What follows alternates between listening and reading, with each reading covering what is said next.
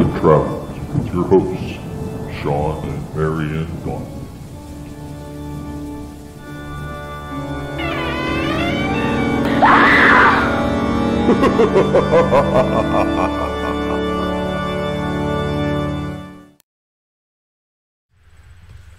Well, hello there, parapeeps, and welcome to another episode of Our Haunted Travels. Let's Talk Paranormal Live. I am your host, Sean Donnelly. And I'm your co-host, Marianne Donnelly. That's right. It's the show that would impress P.T. Barnum if he knew how to use a computer.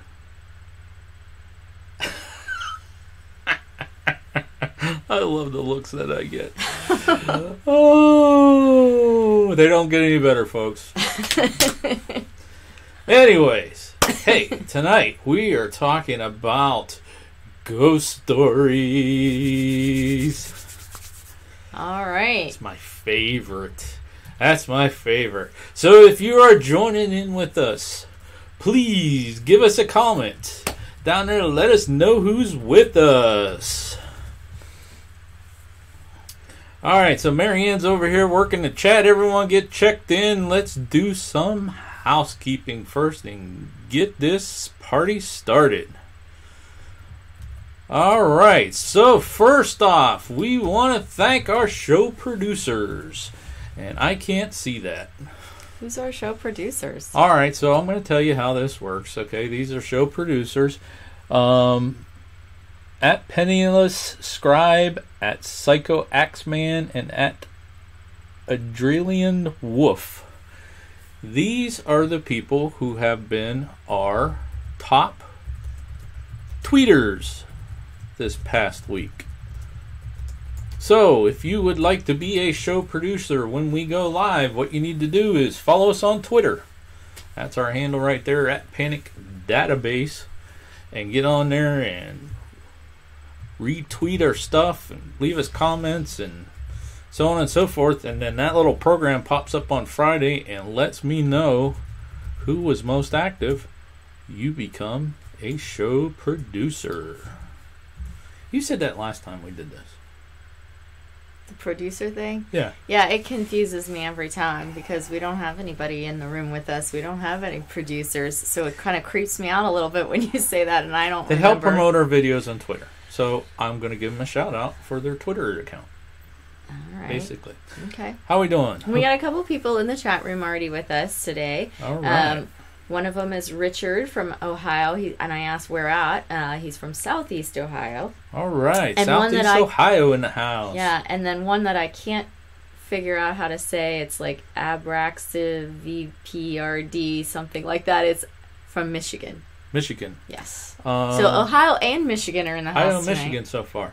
All right. So, hey, as people are popping on here, we're going to kind of stall a little bit to get some more people to jump on. But please comment in the comments section and let us know where you are from. And in a few moments here, I'm going to tell you guys something. Everybody who stops in and leaves a comment, we're giving something away. Okay. All right. Mm-hmm. So what do you folks think about the new set? This is our first recording or broadcast or whatever from here. Back there, you guys named him. That's him. That's Boris. That's Boris right there. Hi, Boris. That's right. He's also the narrator for the Ghost. Oh, we're gonna knock everything off right here. Ghost Stories and Folklore is narrated by Boris. We channel him, and he does the. I don't know. I'm making everything up as we go along. Okay. The big guy behind Marianne, that's Glenn the Ghost. That's the mascot for Dark Shadow Ghost Tours. You can't see his see head. him because we're adjusting. Okay, give us a break. We're working on it. But hey, what do you think? A lot better than what we had. Leave us a comment. Is anybody saying anything? Yeah, so Richard wants to know how we got the PANICd name. How did we get the PANICd name? That is a good question. PANICd is actually an acronym that stands for Paranormal Activity Network Investigation Center Database. Panic D. And when we started this back in 2010, okay, one of those trends back there was try to figure out a way to get the smallest URL for your website. Right? So we got together, not Marianne, she was like, you're nuts, go ahead, do whatever you want. The guys that were helping me put Panic D together, we said, okay, so what kind of an acronym kind of sounds like people would go, you know, so we figured Panic and then Panic D for the database and short URL, and that's how we come up with it. So it's an acronym. Good question. Good question, by the way. All right, so we've got Bill Cook in the house. And Bill's in the house. I believe his group, PSRP Erie, as well. All right. Yes. So tonight we're talking about viewer ghost stories. If you guys have any, you can share them. We have some sitting in reserve and some that we're going to talk about some of the friends of ours and some of our experiences. But the title of the show is Viewer Ghost Stories. I put a thing out on Twitter and Facebook and all that and telling people to submit them, and we didn't get any. Even made a Google form and everything. People looked at the form, though. Yeah, they just got scared by actually having to write stuff out, I guess. Oh, they actually want me to type a story in. So that's okay. Not a problem. We got stuff that we could talk about. All right, so let's talk about this giveaway. Those of you that are leaving messages in the chat, there's a couple more things that you want to do. If you are not subscribers, hit the subscribe button, smash the bell for notifications. You want to like this video, you're already leaving a comment. And then the next step is the fun part. You're going to become a parapeep once you send us a certified parapeep, once you send us proof. Okay, so anyways, what we are giving away is another one of our haunted coloring books. So, Mary, you've tried 2 times now to talk about on video what this is about. I don't think we should try it again. Well, the last time you did, we lost connection. So I know. Why don't you talk about this coloring book? Because I keep saying we're giving away a coloring book. Talk about that a second while I check our connections and make sure everything's so good. you want to make sure we're still actually... Yeah. Yeah, because this is the time when I check our feed. So actually it says we're doing good. All right. Okay. Well, the coloring book that he mentioned is basically that. It's a coloring book. But inside, not only do you have the coloring book page, but you also have a photograph that we took at the location. So we don't want to call it an adult coloring book because that could leave a little bit... It's a haunted location coloring book that's like one of them adult coloring books. Yeah, so anyhow, inside the book, there's, 2 pages for every location. We have, I think it's 50 locations in this particular volume. There will be more, because we've been to more than 50 locations. And these are all of our pictures. These right. are pictures that we took while we were at these locations. Yeah. So you have the location photo, and then you have the photograph converted into coloring book page, color code page. I don't know. I'm doing color coding things at school with my kids, but so coloring book page that has the name of the location and also the Panic D number in case you want to actually go back and look that up and find out more information about that location. And don't forget, of course, one of the first couple pages in there, let me say, is us. You get to color us too. Yeah. So when you win these, we're going to sign them and we'll send them off to you. We already gave away a couple of them. Yes. So, all right. So somebody in the chat tonight is going to win one of these. Yeah. And in fact, actually, this past weekend, we went away to Chicago. And when we went away to Chicago, we met up with Jeff Mudgett, and we gave him a coloring book. And he just talked about it the rest of the weekend. He seemed to be quite excited about the coloring book. And he had been playing his great-great-grandfather H.H. Holmes for the weekend. And I told him, I said, well, Can't it's see for... your shirt. See mine. Well, I'm sorry, I'm shorter than you. Anyways, I told him, I said, It's for when you get feeling a little too homesy. Go ahead and color and calm yourself. Too homesy. Yeah, a little too homesy. Which, by the way, she just brings up a good point. Next week's show. Watch this when I say this. Watch this, folks. Ready? Next week's show, we're going to be talking about H.H. Holmes. You see that? I'm sorry, I get Jeff into Mudgett groupie. H.H. Holmes. Yes, but I definitely have. Even before I knew about him, I used to really be into H.H. Holmes, and I was in teaching in my forensics class, and he's one of the, mass, killers that we talk about. And so this weekend coming up, our videos that are coming out is going to be one of those investigation review series again. We got stuff from Hotel Cognac, and you said Bill was in the chat, right? He is. PSPR Erie, PSPR Paranormal.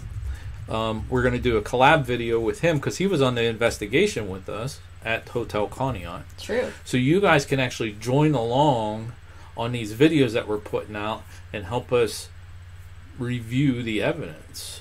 Mm-hmm. And if you hear anything or see anything, you just leave it in the comments of the video, and then when we close that out, we'll go back and pull that evidence. So we got. I see. I should have did this. I was going to do it last night, but I was working on trying to get stuff working. I think that we have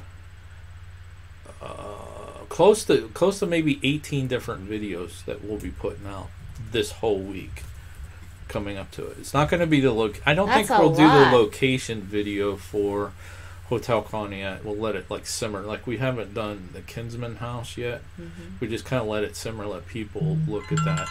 But we'll... Stupid phone. Should have muted it. But we'll... I don't know. We'll figure it out. So the schedule's going to be off a little bit this week. So...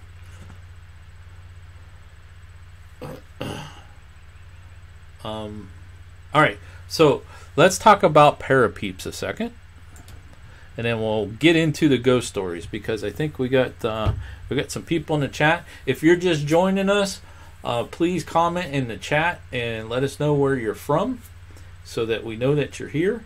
And yeah, so let's talk about how you could become a parapeep and what that means. Okay, so to become one of our official certified parapeeps, what you need to do is subscribe to our channel, hit that bell, like a video, and leave a comment. So if you're leaving us a comment now, that counts.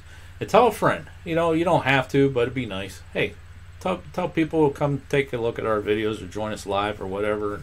We're not bad people. At least my wife isn't. What? You're a good people too. Yeah.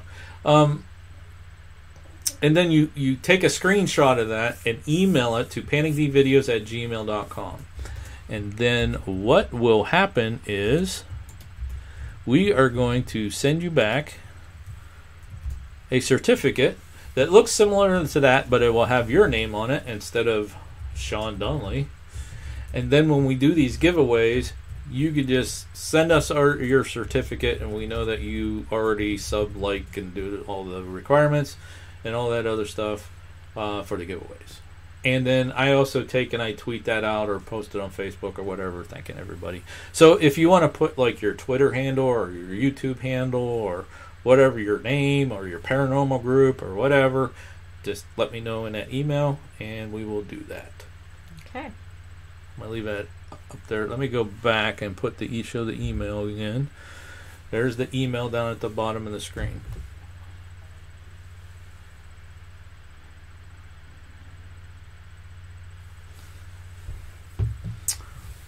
All right.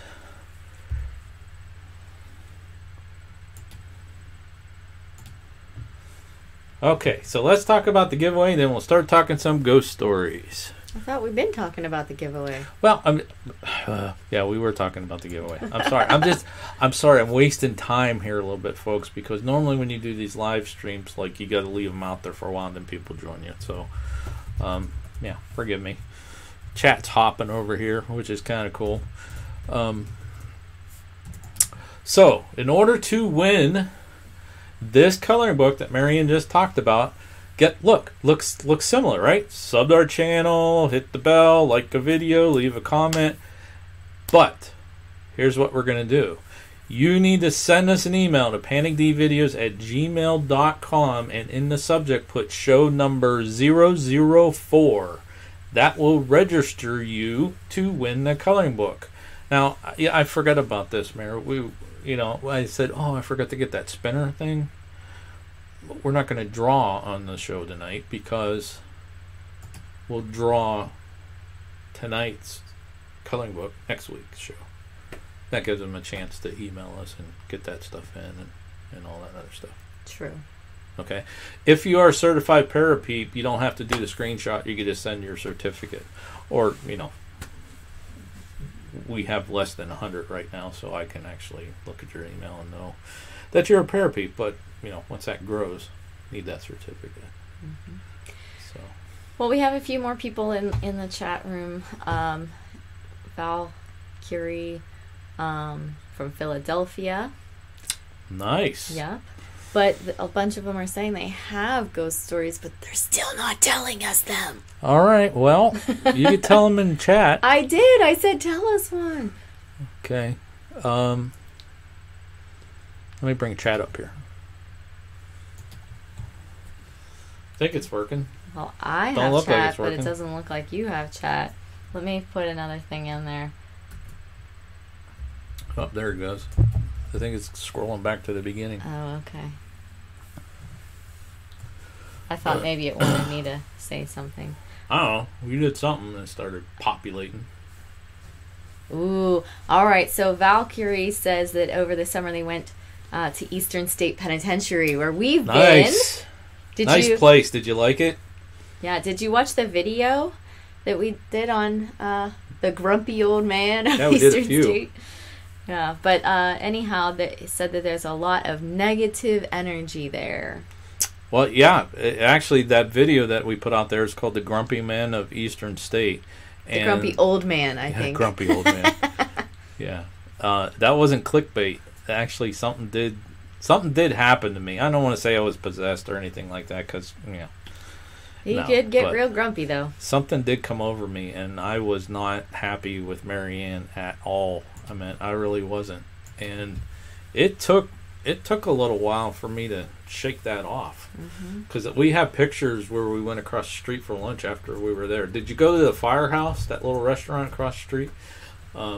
We went there for lunch before we drove back to our hotel, and it was just the pictures that she took of me sitting there. I was just like, yeah. Yeah, So, there is some dark stuff there. I agree with you 100%. And it sneaks up on you too. Some places that you go to, like when we were at Mansfield, you go there and you go into certain areas, and you just kind of know, okay, there's a whole new ball game what you're playing with here. But at Eastern State, it seemed like it snuck up on me. I don't know how to explain it. Well, shocked you a little bit. Anyways, yeah. They said they were there. What's their story? Yeah. So they said that they were walking down one of the cell blocks, and as they were going down one of the cell blocks, they were just all of a sudden hit with a really heavy and oppressive energy. And I said that sounded pretty much like what happened to you. Yeah, You just suddenly was got it just out of angry. the blue? Like, did it just smack you? And it's like, so here's what happened. And I don't know if we went into that much detail on the video that we did. And then then he got really lightheaded, and his friend had to leave the cell block. Well, I get lightheaded. Well, I used to just walking. So a little huffing and puffing. Oh, I don't know. But go ahead, you can finish that. Then we'll talk about Abra. What happened? Yeah, what happened in our situation? See, those of you guys don't know me. I'm a tech guy. I do tech support for the school district where we work at. So I'm like the tech guy. Like, hey, my watch broke. Can you take a look at it? Just because I work on computers, I know everything technology. So, anyways, the Eastern State, and since you've been there, you know they have that audio guided tour where you get that little thing you carry, and then you go to the area and you put in a number and it plays it. Well, Mary Ann's went out or something. Yours just quit working. Yeah, it stopped working like a third of the way through, and and I was fine with it. I just didn't need to listen. She just said to me, literally, this is just how it went and how everything went down. We circled, and I don't even remember what cell block we were in. We circled around and walked into one of the cells, and she just linked to me and said, my audio thing quit working. And I just, bam, snapped, and I went off. I'm like, that's it. We're out of here. Let's go. And I'm like, Actually, I remember it slightly different. I told you, and you said, well, then let's go back to the thing and get another one. Yeah, and I said, no, you don't have to. I don't really need to listen to it. It's fine. I can read the plaques on my own and things like that. And you're like, no. And then you started let's just leave it. Yeah, you're right. I said, let's go back and get another one. I was like very insisted that she hears what's going on. Here, take mine, whatever. We'll go back. I don't need it. And normally I've been like, oh, okay, well, just stay here. I'll go get you another one. Not a big deal, whatever. But he was extremely grumpy. All right. Yeah, Val said that it was very sudden, and then they got pretty freaked out by it too. So I guess if we ever go back, and I don't know about you either, and I didn't even think about this because we went on a day tour. We weren't actually. Yeah, it wasn't even an investigation. In which most cases when we travel out, we just take the day tours, and our books and stuff. We talk about how we investigate while we're doing these historical day tours and kind of get away with it. But if we go back, and I should have probably known, should have done the protection prayer before we went into the place, because it's a prison and it's one of the most haunted prisons in the United States. I wasn't even thinking about it, so probably asked for it somehow. But anyways, okay. All right, so then Abra said they had a little bit of a story about Seven Gables Road, and that there was Gables Road, a witch that lived on the property, and she was bullied by the town. Those bad bullies, I'm telling you. But she grew angry with the people and cursed the land to anyone who jumped her fence, and said that they would perish if they jumped her fence. But a couple of weeks after she cursed her land, she heard a child scream, and she jumped her own fence, and she died 2 months later. Where is that at? Abra is from... That's the one that was in Michigan? I think that's the one that was from Michigan. Abra, was that from Michigan? Where that location was at? Let's see...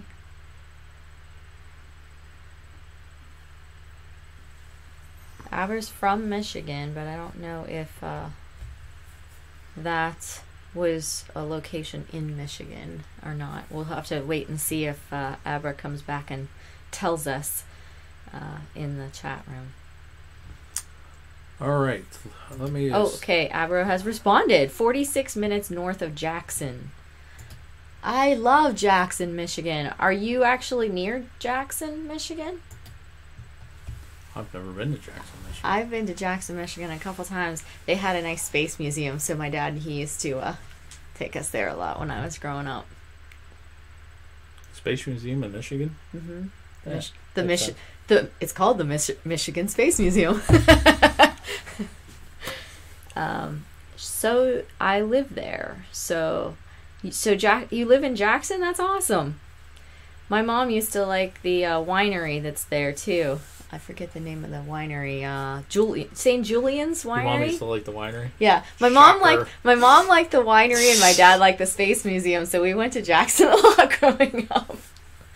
So nice. Yeah. Is St. Julian's still there? I don't know.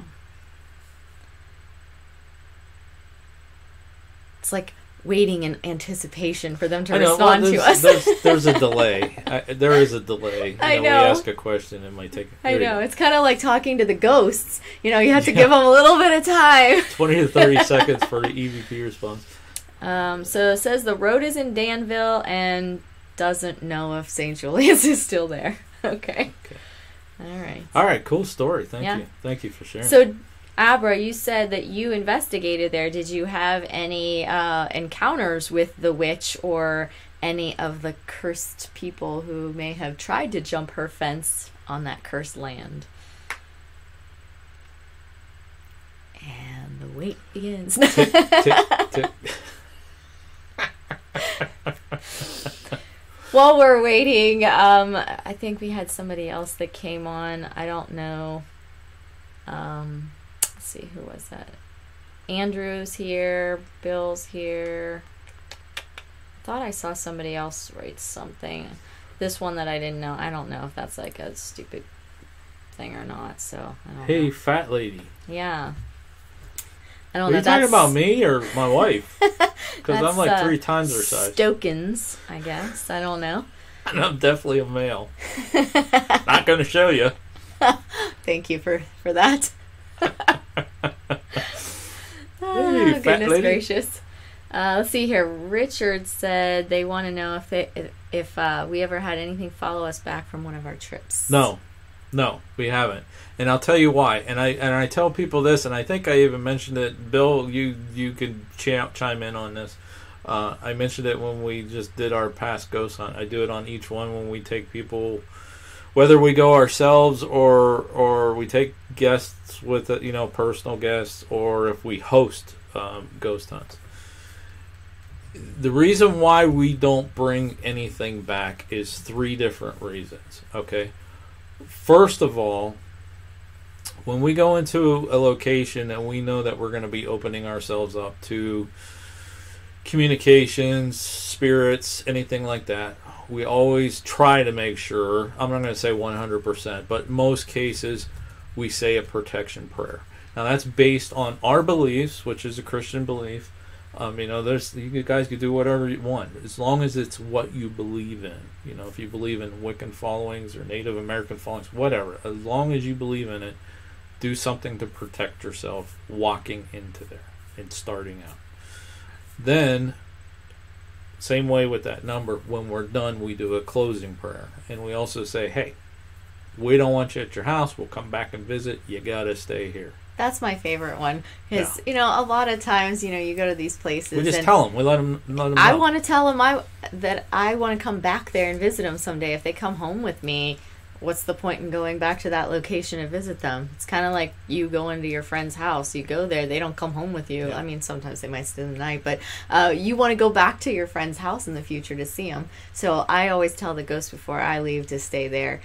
So that I can come back and visit again someday. Also, along the lines of protection, we both wear St. Michael's medals and things like that. Again, that's our beliefs, okay? And that's what we believe in. Okay, so the second thing is our home here has been blessed by a Catholic priest. We did that when we bought the house, and it was a proper Catholic religion blessing. We are Byzantine Catholic. I'm a Christian minister too, so we cover all Christian type beliefs and philosophies. But we had the priest come over, invite him over for, I don't know, did he have dinner or just a snack? I don't even know. I think he just had a snack. And he did the proper blessing, the 4 corners of the house and that kind of stuff. So our house is blessed and sealed so that anything cannot cross over the threshold unless we invite it, which leads to rule number 3. We do not investigate whatsoever in our house, because I don't want to break that seal or have something cross over that seal to open something up. So I know in my heart and my mind, and my wife does too, I'm going to speak for you, we know we do not bring anything home. Spiritually, we bring items home. We bring items home from haunted locations, but we know that they're protected. So that was a long answer to your question, but so Val wanted to mention that they liked that you made the prayer idea so inclusive, to include, I'm assuming, the other religions, not just ours, and that's kind of how we feel. I mean, everybody has their own. Everyone has their own belief system, and why should you think that yours is any better than anybody else's? I know we have fans and we have watchers from other countries too, but in America, hey, it's freedom of religion, folks. It's freedom of belief.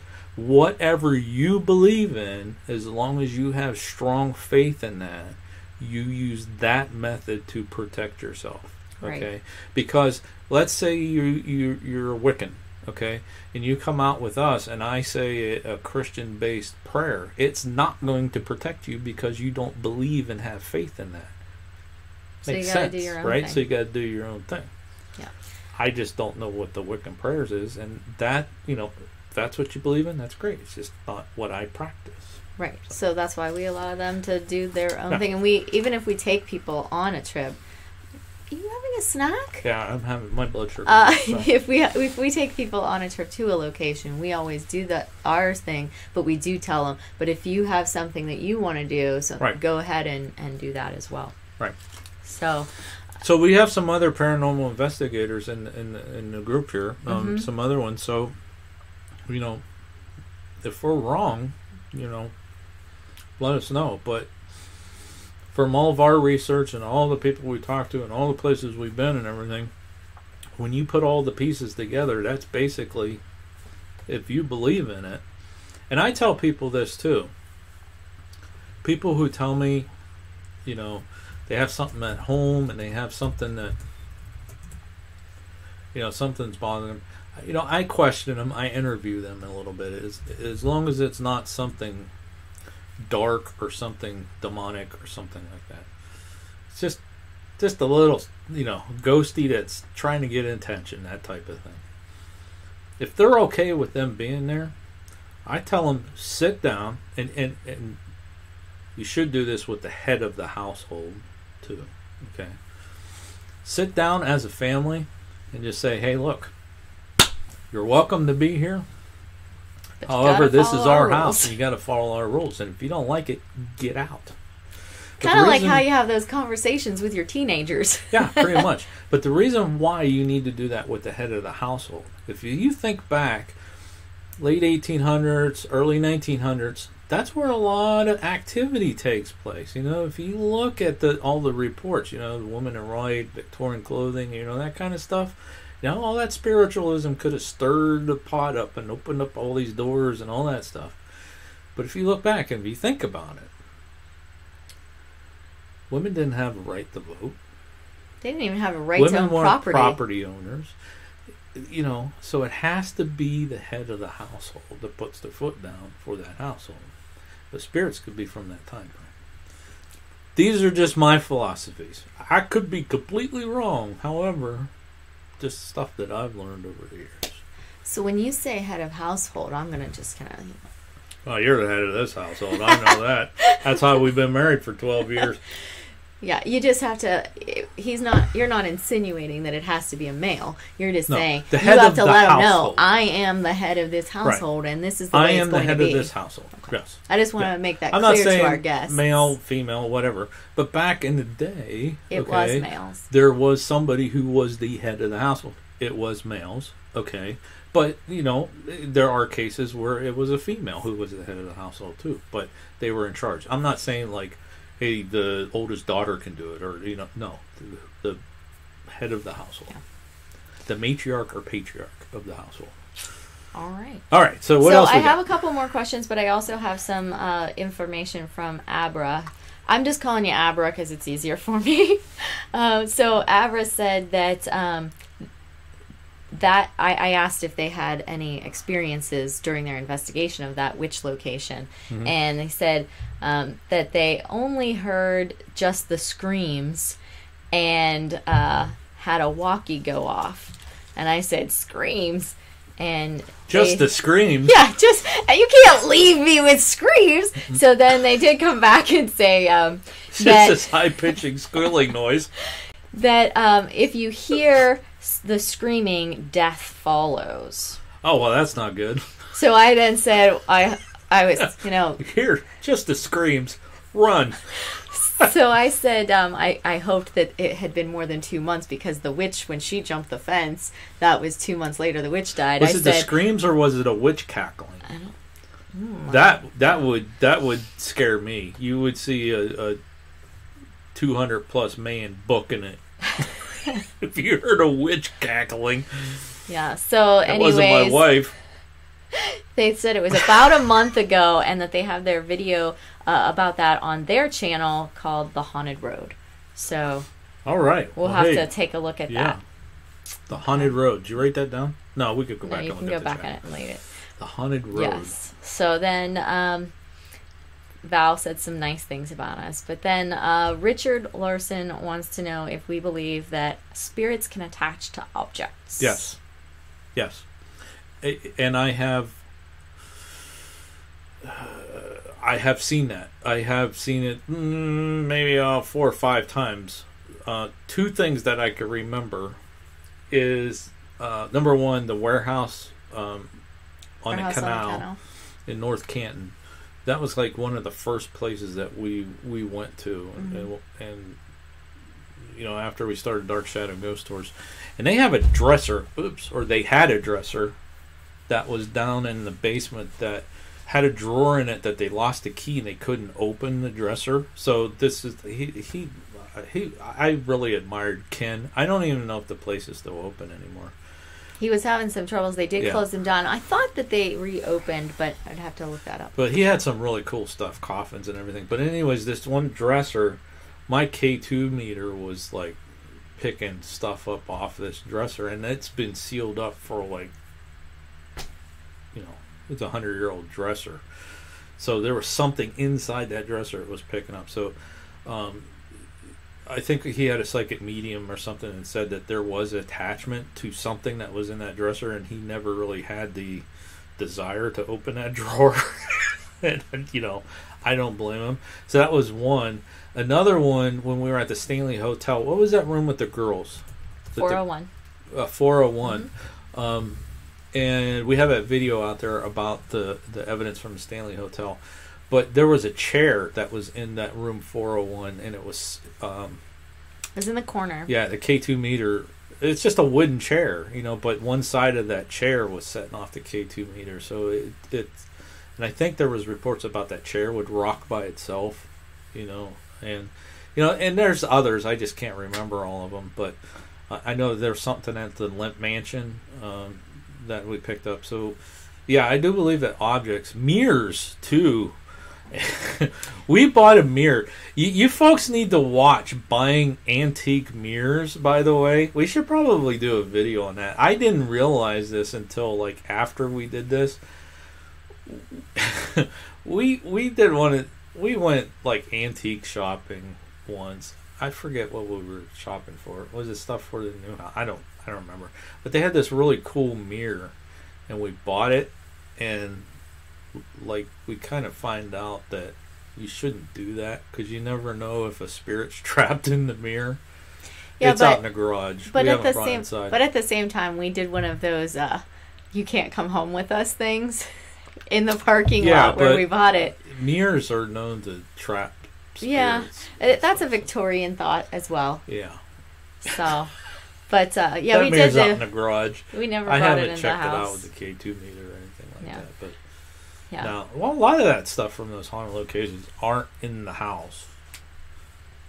Your dust from Lizzie Borden's out in the garage. But I have some in this room. I have some right over there, too. Oh, of course you do. Of course I do. I have a necklace with it and everything. So what do you guys think about this? I was thinking, you know, we don't investigate in the house. And I guess my meaning of that is we don't turn on the equipment and do like EVP sessions and ask the spirits to join us or whatever. But we do have stuff from haunted locations. Like we have dust from the Lizzie Borden house. We have dust from Hillview. Dust from Hillview Manor. We have, I'm sure, something from the Stanley and I have dirt from Queen Stanley. Mary and all that stuff like that.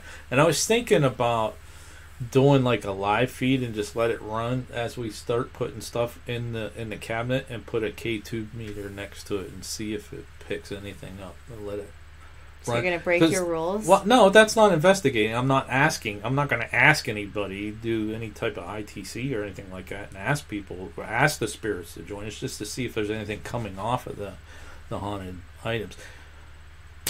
You know, like last night we went live.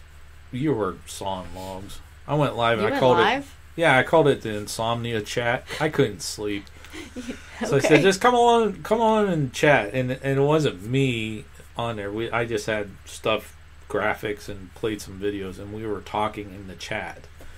So I was thinking, like, that could be the feed, and then we could just chat or whatever. I don't know. If you guys are into it, once we get this room finished, we got a few more things to do, and I got to get the PC in here. Which, by the way, we're running right now off of our remote equipment. We're running off of a laptop and the equipment that we use when we travel. We tried to go live from Hotel Kanya, and it failed miserably. But I think I got that figured out. So this setup that we're using tonight is going to be our remote setup. So if we're out traveling and we don't have to fly, because a microphone alone weighs about 10 pounds, but we'll be able to take this equipment and go live. And we're actually running over our Wi-Fi too that we take with us. So what else you got? All right, so then let's see. There's a few things here. Val wanted to know why we think that much activity is based on the 17 and 1800s. You sort of kind of mentioned that a little bit. Did you want to expound on that a bit? I think the reason why it is because of spiritualism, the spiritualism movement. I'm not saying that there's not stuff from before or after that. There's a lot that is related around that time period. If you don't know anything about the spiritualism movement, that was really during the Victorian age, which was that time frame, and there was a lot of, their beliefs. It actually was a religion, that they did a lot of seances and stuff like that, which could have opened up portals and everything. So you have that, and then number two, you have the American Civil War. There's a lot of stuff with that. I'm not saying there couldn't be spirits from other time periods. It just seems to me, and I haven't actually did data to look at it, but there are a lot of reports that is within that time period. It seems like more than normal. But we've also heard reports of Native Americans and World War I, World War II, that kind of thing. But a lot of times, at least where we live, we hear a lot of like Civil War period or Victorian clothing or stuff like that. Mm-hmm. So just my theory. Yeah. But I think it relates to spiritualism. Yeah, and we haven't done a lot with anything overseas or anything, but most of the things you find in the United States, they do tend to hover around that time period or have something to do with Indian. Mid 1800s to about early 1900s. A lot of reports about that. And then when you go out west, it's like the time frame of the gold rush and things like that. So then Abra wanted to give you a clue as to who they were. Said that they talked, and I'm sure you talked to him because I don't do Twitter. So was talking to you on Twitter about doing a collab. Yes. So that's who Abra is, by the way. Yes. I'm running the chat part, and I don't do any of that. So a lot of you guys I talk to on Twitter. Marianne doesn't. Marianne doesn't use Twitter at all. I run the Twitter account. Yeah. Marianne's the Facebook. She does Facebook. And I'm trying to get her to do more of the PANICd and the Our Haunted Travels Facebook, but she doesn't do Twitter. I'm more of a voyeur when it comes to social media than I am playing along. So, but anyway, so he knows who you are now. He'll fill me in later. I can't see. I don't have my glasses I know you can't see that. And then we have Whispers from the Dead in the house. Whispers from the Dead. And they said that mirrors are portals and can trap souls, and that's why they don't go to yard sales anymore. Yeah. And then is it let me ask you guys this. Is it wrong to go to yard sales with K2 meters? Is that wrong? Should you not do that? I think I'm going to do that just to see people. What are you doing? I'm not buying it unless I get like halfway, like it hits on it. Oh my gosh. Anyhow, then Richard says that Lizzie was framed. Let's not go there. I think Lizzie was don't get her started on Lizzie Borden, please. But we'll be here all night. Abra wants to go to Bob Mackey's. Yeah, I'm game. I want to go to Bob Mackey's too. We haven't been there. It's probably about 6 hours, maybe. Yeah, and Abra wants to do a collab at Seven Gables Road. Seven Gables Road. If you could get me the history we can add it to Yeah. PANICD. So here's what I'm thinking about collabs for places that we haven't been to, but I want to add to the Panic database, the PANICD database. If you could get me the history, the location, and address, because it has the GPS coordinates, and the paranormal claims, we're thinking about doing. Actually, I asked Marianne this weekend. She's going to order a crimper tool for a certificate, the gold thing. We'll do like a collab video thanking you for bringing the location to us. We'll do that and then send you a certificate saying that, you know, certified that you're a member of the PANICD data. Why am I forgetting the D? PANICD database. Because when you go online, and then I'll link to your videos in the database. So see, that's what I'm thinking about doing, because I haven't been there, so right. I don't know how I could help you being a collab, but you know, that's what I'm thinking about, kicking it around. But okay, well, my theory, I forget the question now. I tried to say it a couple of times, and what were you saying? I don't know. I'm talking and you keep interrupting me, and I'm to trying to get a point across. I tried to interrupt you with a really cool thing to say, and I've forgotten it. We were talking about a collab video with PANICD and the Oh, I know what it was. Now. PANICD. You said you keep forgetting the D on PANICD, because when we do these videos, like I'm calling this one Abra, everybody just calls us Panic when you go in those things. So you just keep hearing Panic all the time. They always call us PANICdVideos. Yeah, because I think they think it's like a mistake, like a keystroke problem. Yeah. But anyhow, let's see. It was cool to choose the name for the short URL, but it has nothing. Nobody knows it's paranormal. Yeah. Oh well. Is what it is. That's all right. We got paranormal peeps in the house. That's right. Let's all stick together. Yeah. So Val wants to know, they always hear about most of the ghost stories in being a couple of centuries ago. So wanted to know if you had any insight to that. I think you sort of, again, were starting to kind of talk about that. Well, here's another thing about ghost stories from a couple centuries ago.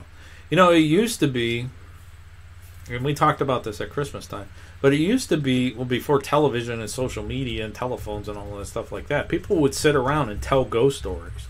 You know, and what's that Christmas song? Chestnuts.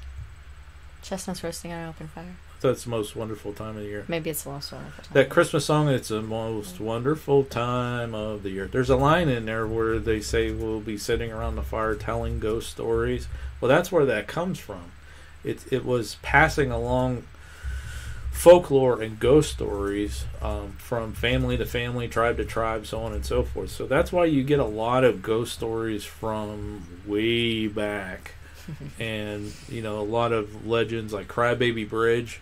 I got an argument with a guy on Facebook. Hopefully he's not in here right now, because I didn't mean to offend you if you are.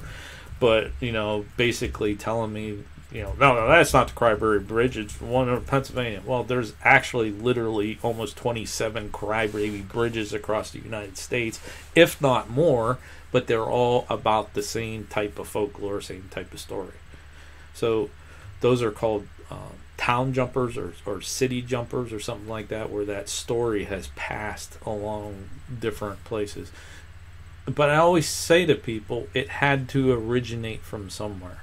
And that the way that story is there was a mother who was trying to either quiet a baby, she slipped, the baby fell over the bridge, or the mother was prematurely impregnated back in the day and she went to the bridge to get rid of the baby, you know, whatever, and you hear the sounds of baby crying under the bridge.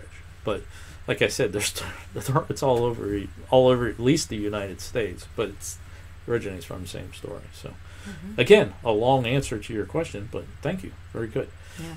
All right. So Whispers is just trying to push my buttons, but Whispers brings up that what happened at Lizzie Borden's home, what they think was by a demonic force and a demonic influence, because the neighbor lady before that got killed, drowned her baby in a well, and actually I posted back that was actually Lizzie's relative. It was married to... Please don't get her started on Lizzie Borden. It was married into the family, so it wasn't a direct bloodline. We'll do that another night. We'll do one on Lizzie Borden when we get to it, and then it'll probably be a 3 or 4 hour But that's why they actually, during Lizzie's trial, they went ahead and they looked into that because they thought maybe there was a little mental stuff that was going on in her family.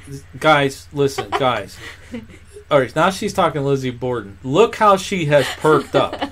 Okay? Should I be concerned? I mean, she perks up when he's H.H. Holmes and Lizzie Borden and Zodiac Killer and oh. You are getting me excited now. Oh man, I know how to treat my woman. Oh goodness Some gracious! fake load and a butcher's knife. We're ready.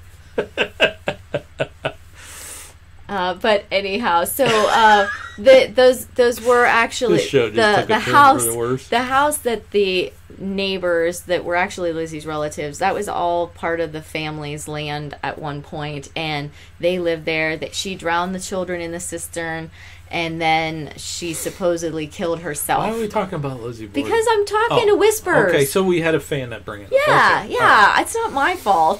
It's Whispers' fault. But anyhow, Whispers, what is that their name? Whispers from the Dead. Whispers from the Dead. In the future, if we do another one of these and dedicate to Lizzie Borden, will you come onto the show and watch and the chat show with me and chat with her and make yes. So anyhow, is that a yes? I'm. They're laughing. Whispers is laughing. But anyhow, just need to calm the third floor in Lizzie's house is supposedly sugar. Lizzie Borden. The third floor in Lizzie's house is actually supposed to be haunted by the children, and they think it's the children from the cistern that was next door. So anyhow, I will stop talking about. I could Lizzie. say one more word and she would just be jumping all over me. Sea turtles. Sea Turtle Conservancy. Jack Turtle the Ripper. Hospital. Okay, so we got a couple before Jack the Ripper, but H.H. Holmes and Jack the Ripper are That's going to be next week. That's going to be next week. We're talking about H.H. Holmes and so Jack the Ripper. Abra's dropping off more things. Cool stuff to talk about. Yeah. Next week. So. Yeah. So this is cool too. I love that you guys are in here. Yeah, this is awesome. Getting us fired up. Is Andrew Kitchen still here and Bill Cook and I haven't. I think so because PR Erie. That's Bill's group, so I'm assuming someone in there is there. Said they had a house. They grew up with a double mirror closet, and their nephew at the time was 2 years old. And every time he looked in the mirror, he said he saw a man, and it happened so often they just started calling him the man in the mirror. Well, that's interesting. You know what? And Andrew Kitchens, if he's in here, he was telling me about his kids seeing a man. And kids do that. Yeah, kids and pets. Yeah, absolutely.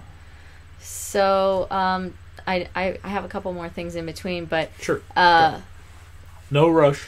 But Abra says you need to be worried if I get happy with Lorena Bobbitt.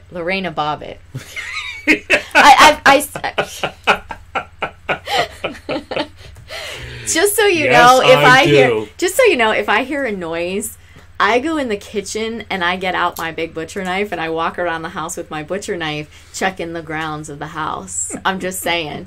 So maybe I do channel Lorena a little bit. I don't know, but she's still alive, I think. So that's a good thing. She's not. Yeah, that was a murder. Okay. Yeah. My wife teaches biology, forensic science. Yep. Let's just say she knows how to get rid of a body if she had to. Don't tell people that. My goodness. People will really start putting me on some lists. Like I'm not already probably on them from the things I buy. Has anybody asked about the stuff above my head yet? No. So, but they have asked if we've ever been to Gettysburg. They say it's way airy and the energy is very intense there. 3 times we've been to Gettysburg and we're probably going to go back this summer. That's together. And then I've been there a couple times without you. And I think you went once without me. So, yeah. Gettysburg is a favorite of ours. We'll be doing shows and I haven't even started about the locations about Gettysburg yet, but we'll be doing a show about Gettysburg. The Jenny Wade story is awesome. But there's all kinds. Oh man, we could go on for months about Gettysburg stuff. Yeah. So anyhow, Val says their sister is the same way. They love Lizzie Borden and H.H. Holmes. Cool. You got a good sister. You have to get her to come on when we do the show. Yeah, absolutely. And then Richard wants to know what we think the most haunted place in Ohio is. Well, I'm going to tell you this. We haven't been... We're in Northeast Ohio. We're in Youngstown, okay? We haven't been to a lot of places like directly west, like southwest, like past Columbus. So like around the Dayton area and Cincinnati and that stuff. We haven't been down in that area yet. And actually, we were thinking about doing that this summer and kind of hitting that way. Because normally we go east or south or whatever. We don't really head west. But we need to do that because there's places, a ton of them down there. For us, I would say like Northeast Ohio or north of the Columbus towards us is Mansfield. Mm-hmm. Yeah. The Ohio State Reformatory. That place is it's definitely yeah. That place is off the hook. Yeah, definitely. And we have proof and personal experiences from there. Mm-hmm. And I've seen my first shadow figure there. We had a guest that was with us. We took 50 people on a bus there to one night for an investigation.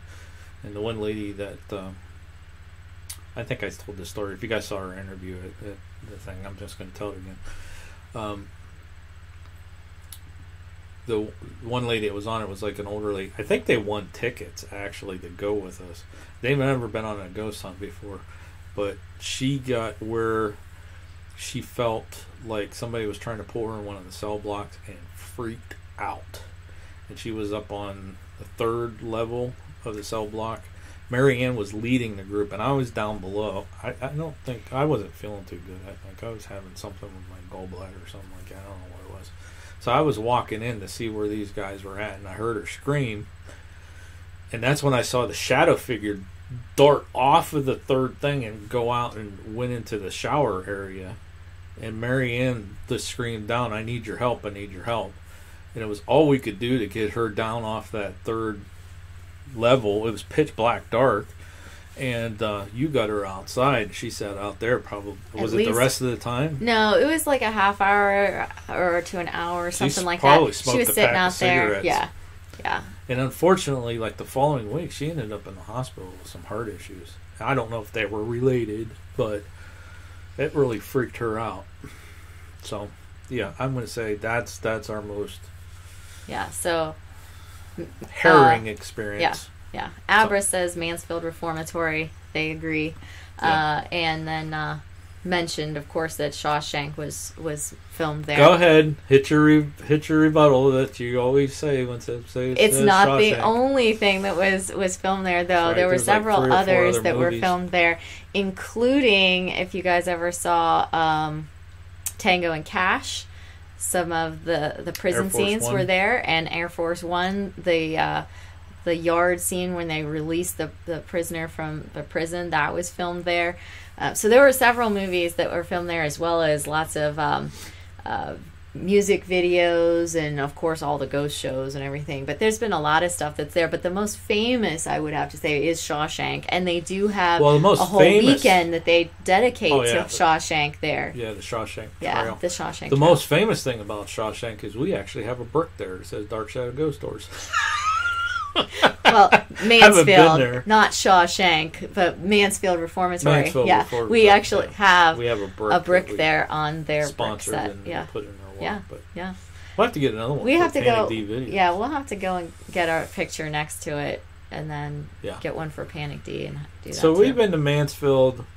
We took that group on an investigation, and I think 3 other. So about 4 times we've been to the Mansfield prison, I believe. Well, we've been there for 2 murder mystery dinners. Oh, 5, 6. And then we've been there 1, 2, 3. Yeah, I think 6 times. Yeah. So they want to know if we have ever investigated Sacramento.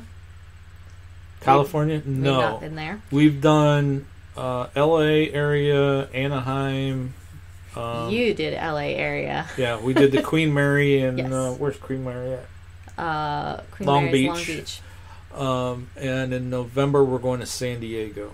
Right. So we're gonna do a few things. We have in San not Diego. done Sacramento. I want to do San Francisco too. But no, we haven't done that yet. It's on the bucket list. It's just whether. See, what happens is normally like late October, early November, Marianne has a national conference that she attends, and every year it's in a different city. Most of the time. Sometimes they've doubled up. Yeah. But So like this year it's in San Diego. So what we do is we normally, like Wednesday after work, we head up to Cleveland, fly out, and we're there, and we fly back Monday. So the conference is normally over that Sunday. Sunday afternoon. Yeah. So what we try to do, like when we went to Denver, her conference was in Denver. So that Sunday night before we flew back, we took that night and rented a car and drove up to Stanley up at Estes Park, which is like a 2-hour drive. That's how we get to these places then. And then in the summertime, normally a vacation. Our vacation for us is going someplace haunted. Yeah. Or a beach. Yeah. Not really too much. Put them together beachy. And go to Key West or St. Augustine or yeah, we're not too much beachy. that sit and hang on a beach. We don't fare well in the sun anyway. But anyway, Penhurst Asylum. No, haven't been there yet. Haven't been to. We'll get these questions all the time. Trans-Allegheny, no, haven't been there. Moundsville Prison, no, haven't been there. My sister's been to Moundsville.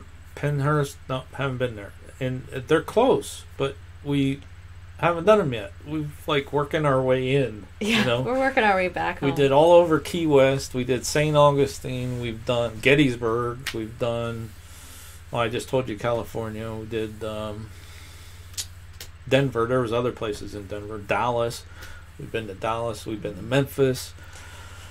Atlanta. And then our trip last summer was actually kind of cool. We actually drove down through Virginia and went to Harper's Ferry and went to one of our goals was to go to the Library of Congress. We actually went and got our library card for a Library of Congress, and we saw that book that H.H. Holmes was handwritten in. And this was cool too. If you guys are big like Lincoln fans, which I am too. They weren't going to show us that H.H. Holmes book because it's it's been taken out of circulation. It's been taken out of circulation. They have it scanned and you can look at it online. And you can look at it online. I'm like, I just traveled from Ohio just specifically for this. Anyways, the guy felt bad for me, so he brought this out and he goes, I'm sure that you would appreciate this. Because of actually, the list there was that another I had. book. Yeah, there was another book on the list, and we'll do videos about that called Chasing John Wilkes Booth. But he brought out a wanted poster for John Wilkes Booth, who's Mary the third? Surratt. Mary Surratt, and I always forget the third guy.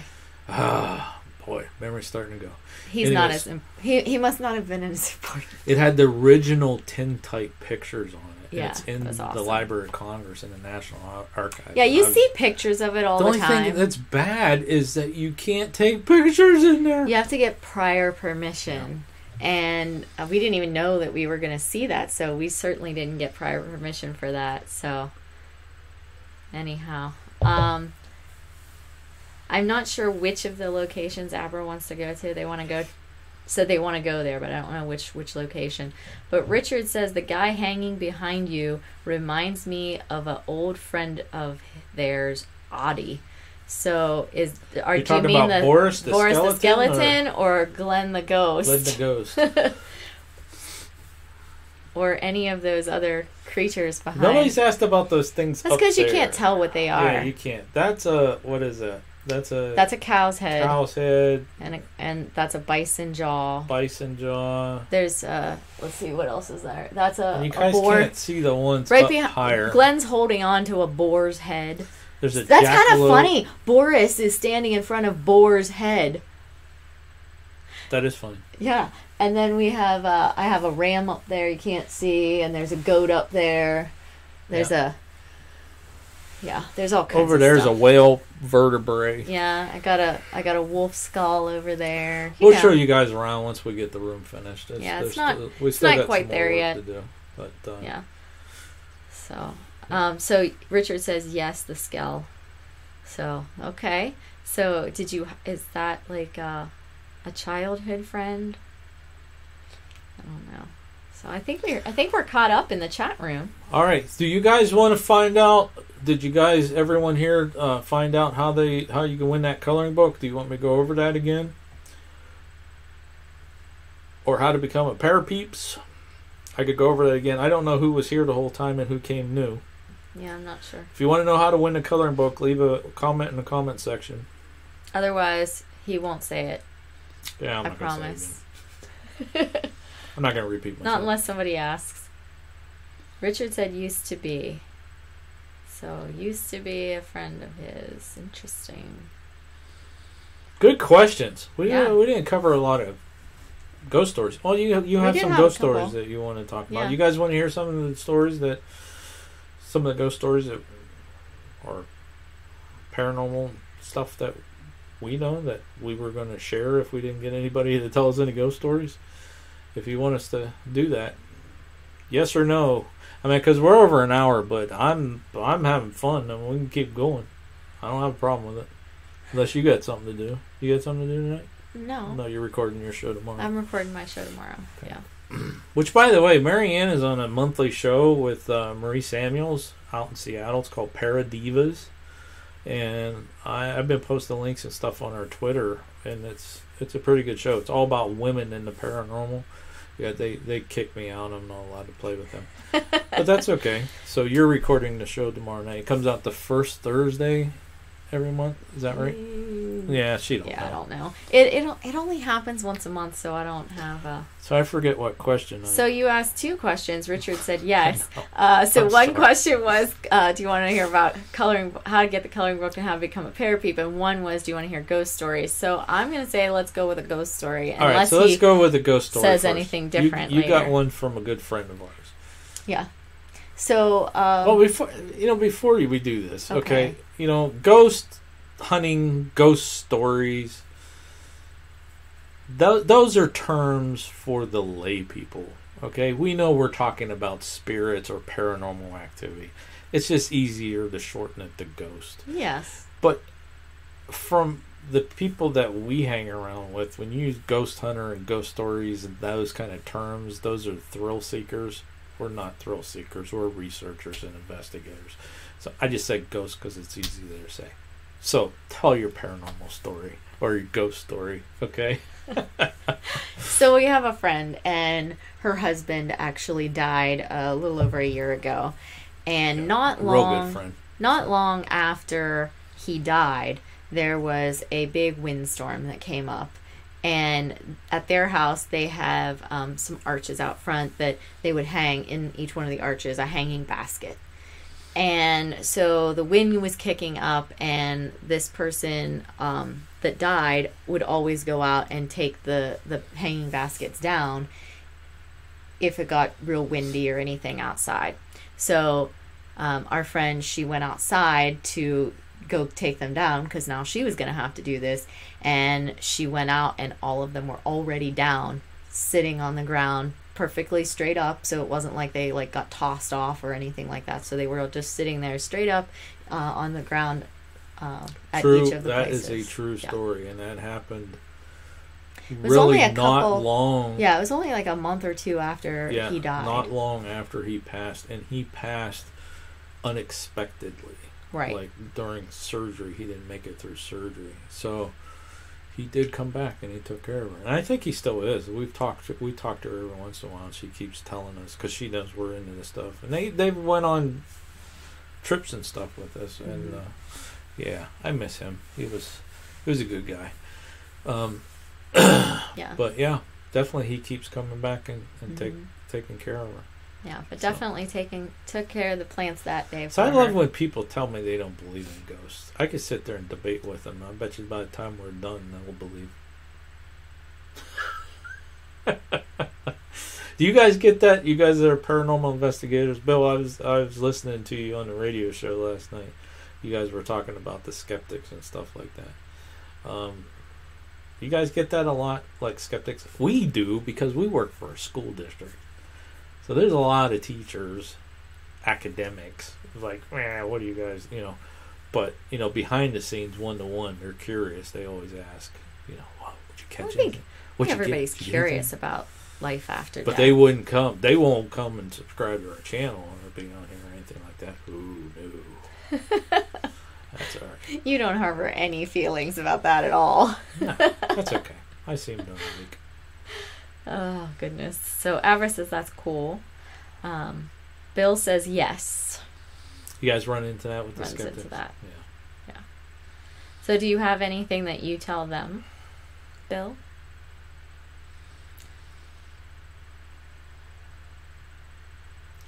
Bill, we're going to have you on the show here sometime. As soon as I get this internet figured out, we're going to bring some guests on with us. And I think I mentioned that to you in the chat when we were talking back and forth. But we're not quite there yet with this internet. I'm going to call my company up and tell them to come fix it. Yeah, earlier today he was, not happy, and I said, "Are you going to call them and complain now?" How's the feed, guys? Is that scroll like jaggedy or anything like that? The audio okay?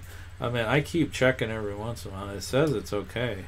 I see it fine. I don't see anything. Not hearing the sound because I don't have the sound on. Stream is excellent, healthy, no reports. Bill says he'll tell you when he's on the show. Okay. There we go. Yeah, and maybe we'll do a says show yes on how to deal with skeptics. Avra says that they get skeptics a lot too. So here, I got another story for you guys. It's not a ghost story, but not a paranormal story. Yeah, it's kind of related to paranormal. All right. So I mentioned earlier at the beginning of this, I have Christian-based faith and beliefs. I always have. My grandfather was a deacon of a church. My aunt's a minister. Her husband is a minister. I never really had the desire to start my own church, and we have our beliefs, and we don't go every Sunday to church and things like that. But we have our beliefs, and we follow the Christian faith and so on and so forth.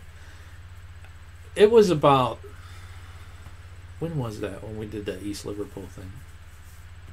About 3 years ago? 3 or 4 years ago. We did a fair down in East Liverpool.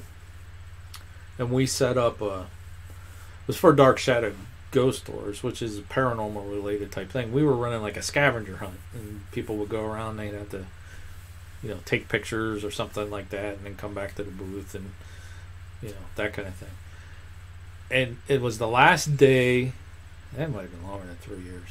Yeah, it was longer. I think than it was 3 4, years. but the last day of the event, I had a minister come up to me and just tear me up about corrupting the minds of children and leading people astray with demonics, and all this other stuff. He was just horrid, and I just went back and forth and back and forth and back and forth and back and forth. I wore him down, But, Bill, you mentioned this before, where you're a minister, Christian minister.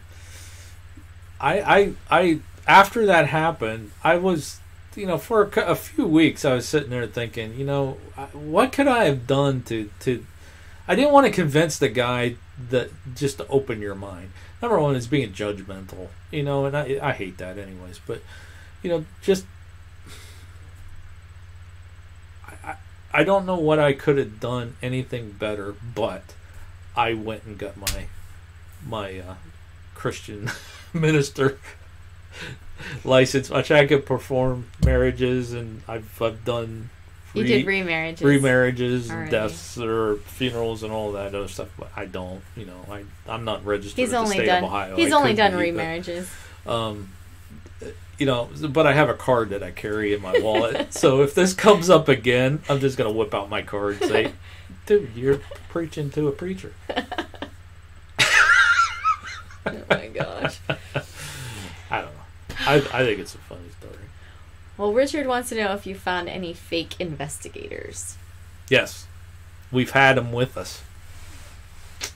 We've had them with us on investigations. People faking they've been scratched and supposedly investigators. Yeah. Oh yeah. Yeah, they're out there.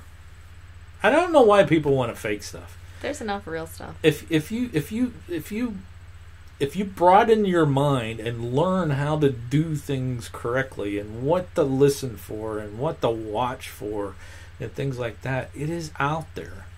Why do you have to fake it? Like these channels out here on YouTube that have millions of views and all this other stuff going after these people who just seek whatever. You know, they're entertainment. But I've been on investigations and be like, really? You know, oh, I got scratched. Look at my back. Oh, yeah, you can tell he scratched himself. I'll leave it at that. How did we get off on it? We're supposed to be talking about ghosts. Oh, okay. We can talk. It says let's talk about anything. Yeah, so absolutely. Doesn't matter. Yeah. What else you got? We got more stories.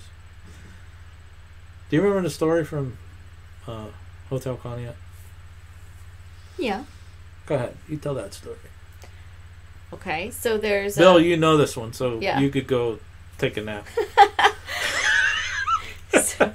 so there is a manager who works at Hotel Conneaut You tell the story. I'll be right back. Who shared while we were there. Can I put Marianne Cam on? Oh, Marianne Cam. Ooh. There you go. I'll be right back. Okay. So while we were there, they were talking about the one night they were having a shift change. And so when they were having this shift change, they went ahead and were talking, blah, blah, blah, about, you know, oh, this was in this room and this person's here. Whatever they talk about at shift change. And the lady said that the other guy she was talking to, there was a little boy that came along and was tugging on his shirt and his pants. And she thought that he wanted the chips that were in the bags up on the counter. And so the guy just was like not responding or anything, was just kind of having that conversation. But then eventually the mom and dad came along as well, and then took the little boy and they walked around and they went down the hall and then they just disappeared. And so she said that she then asked, where'd they go, to the other manager she was talking to. And he says, who are you talking about? What are you talking about? And he said, yeah, I did feel something tugging on me, but that's pretty much it. Like, there was nobody else here.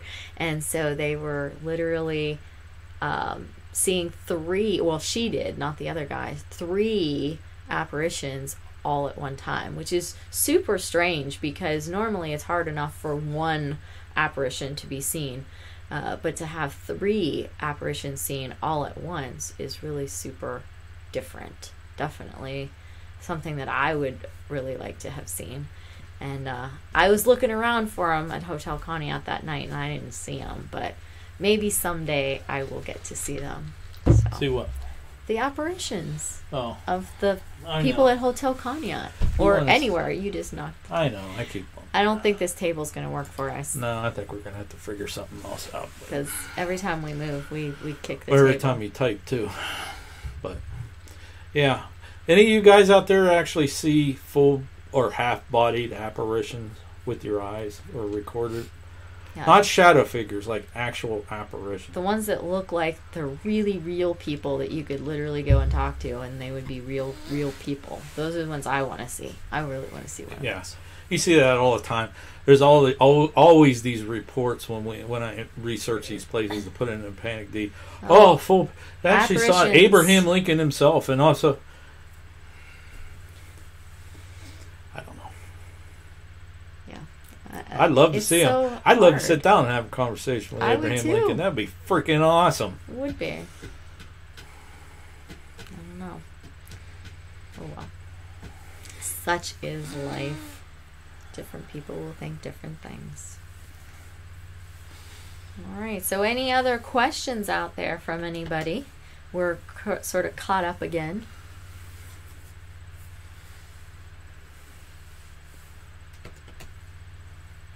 Well, I'm going to put that address up. If you guys want to win that coloring book,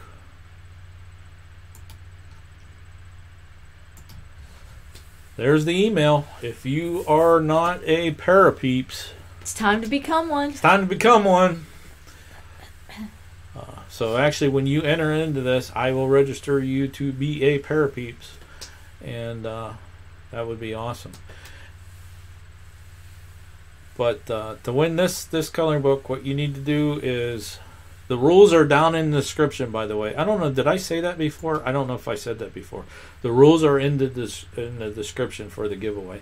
I didn't realize that you have to do that if you have a YouTube channel. Just to give something away. You have to put the rules in there and certain links and stuff like that. So, hey, you guys, if you want to give something away, feel free to take those. I stole them. Oh, I didn't steal them. I borrowed them from another guy, and I put a link. Thank you for them.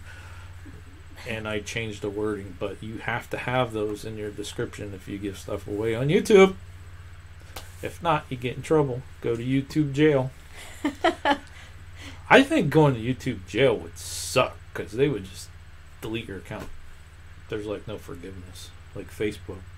Go to Facebook jail, wait a few days, whatever, to give it back. Not YouTube. Die if you violate their terms of use. Not good. All right. Any other stories, fellas, girls, guys, ghouls, anybody else joining us? Parapeeps. Parapeeps. There we go.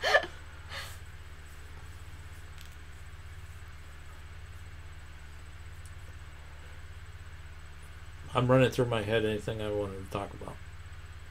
Okay. Because we're looking at you and you're, like, steam's know, coming you're out of looking your at me. ears. And Yeah. Looking at me thinking.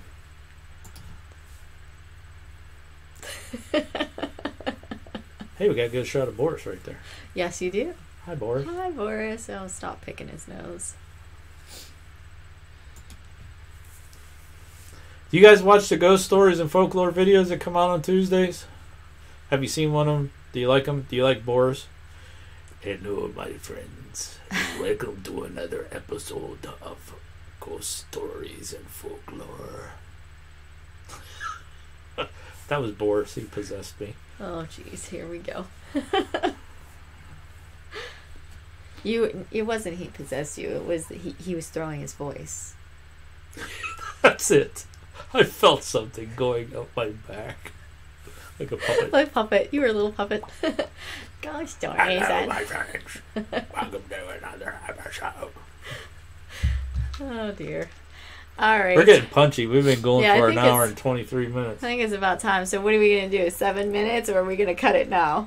What do you think? An hour and a half? I don't know. If There's no more conversation coming There's no in. more conversation, but it says 9 people watching. They're sticking with us. They just don't want to tell us anymore. Hey, as long as they're sticking with us, that's adding up the hours. I'll sit here and make a fool of myself. I don't care. Okay. I got me some more vodka. I'm in water. You don't drink. Don't lie to them. We just got done telling them not to lie, that investigators that are fakes are bad. I wasn't lying about the paranormal. I was just lying about what I was drinking. Oh, Abra has been watching us and messaging us while they're driving. While you're driving. Oh my gosh, be careful. Wow. You got a long drive. You've been driving for an hour and 23 minutes. Wow. That's a dedicated parapeep right there. That is dedicated. Richard wants to know, after a spirit crosses over into the light, is that the end or can it come back? What do you think? Richard Larison. Have we met before? Because you're just, it's like I'm feeding you these questions. It's like I have the answer to that. It just popped into my head. They are things he likes to talk about. All right, so we've worked residential cases, a few of them. We were a member of a Christian-based paranormal group, and well, I'll leave it at that. We've worked residential cases here, it was something that we were kind of going down that path of, really, is this where we want to go with our paranormal experiences and adventures or that kind of stuff, or do we want to keep researching history and locations and forensics and true crime and stuff like that? So we were at a crossroads, and we've decided to go a different direction. All right, but we've had work on cases where we've done. I haven't personally did them, but we were there. We were there for crossings and blessings and cleansings and things like that. Now, your question is once they cross over, can they come back? We believe in the theory of free will. Yeah, of the leader of the group, Mike Mazinko, the Divine Paranormal. His theory is, and I believe it as well, is the theory of free will. God gave us free will. Okay? So when we go to heaven, why would he take it back? So we believe that once they cross over, they have the ability to come back and know their way back over. They don't have to worry about passing through the light, because when you pass through the light and you go over, you have to go through judgment to be entered into, heaven or purgatory, or you're rejected. But there's those who believe that there's no hell. Okay, you just have to serve your time in purgatory or something like that. So could they come back after they cross over? We believe so. We believe so, because there are a lot of reports and stories out there of people who believe in stuff that happened like after somebody's been gone for a while. And normally when there is a death, the crossing happens pretty quick. They cross over. But when they don't, they're either fearing judgment, or they didn't know that they died, something traumatic or something like that, and they missed the opportunity, and they need somebody who follows their beliefs to open that ability up again. But once you do cross over, I truly believe that you could come back and either go to places that you liked before when you were here, or go to family and loved ones and comfort them, or just check up on them, or things like that. I believe in that, and I'd like to believe in that, because I like to believe that my grandparents and my parents are still alive, but I like to believe that they'll come back and check on things and stuff like that. But that's my beliefs. I'm speaking for you, but do you believe the same thing? Yeah, I believe that there's a lot of individuals out there who do say that their past relatives have come back and checked on them and made sure they were okay, or told them something. And I think also that that's the case. I mean, why not? And I'm glad you brought that up, because here's one. Let me find it.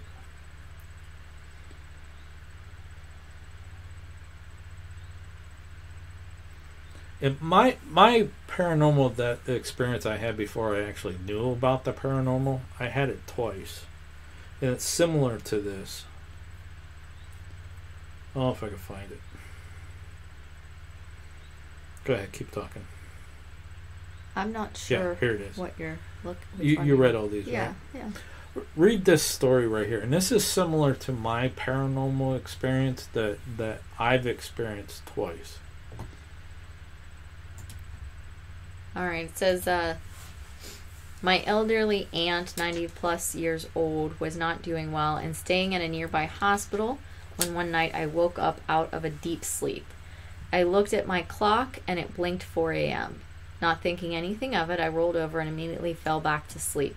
Now let me stop you before you go on. It's going to talk about something else with the baby and people coming to the door. That I didn't experience that. Okay, so Go ahead. Okay. Next thing I know, I'm in a very vivid dream where I'm sitting in the kitchen holding a baby girl. In the dream, I'm consciously aware that it is still 4 a.m., so I'm awkwardly cradling and shushing the baby as not to cry and wake my parents up. Suddenly, there was a knock at the kitchen door, and 2 men in 1950s style suit, fedoras, and pencil-thin mustaches were standing outside. Without saying a word, I opened the door and gave them the newborn and watched as they walked down the driveway into the darkness. Next morning, I woke up and immediately remembered everything about the dream. I went down to the kitchen where my mother greeted me and had the bad news. Our aunt passed away last night at 4 a.m. Yeah, so I guess my point to that is I've experienced that twice when both of my grandmothers passed away.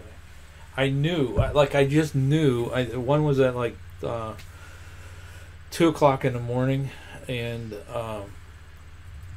there was a nasty storm, snowstorm going on, and I got a call from the hospital. My dad called and said, you got to get down here. She's not going to make it, and I couldn't make it down there, and she just came and visited me before she crossed over. And same thing happened with my other grandmother. Hers was at 2 in the morning. I was asleep, and I just felt it. Actually, it felt like I was living here with you, wasn't I? No, I was here by myself. You were here by yourself because she died before.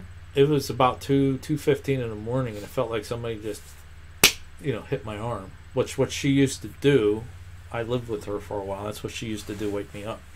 She'd do one of them things. I do that now. Yeah, you do that now. But Maybe you're just I'm a little bit channeling rougher. No. But it was like one of those things, and I just woke up, and then literally, within minutes, the phone rang. Grandma's passed. So I guess that's not answering your question, can they come back? But I thought that was an interesting story. Has anybody ever experienced that? You had a loved one that passed away and they came and visited you or something before they went on? Did you have that experience ever? I did not. There's some times that I knew that my relatives died. They called and said they weren't doing well. And my parents would leave to go there, and I knew that before they even came home and told us, I knew that person was dead. But I don't remember them coming and saying, hey, or physically coming to me, but I knew.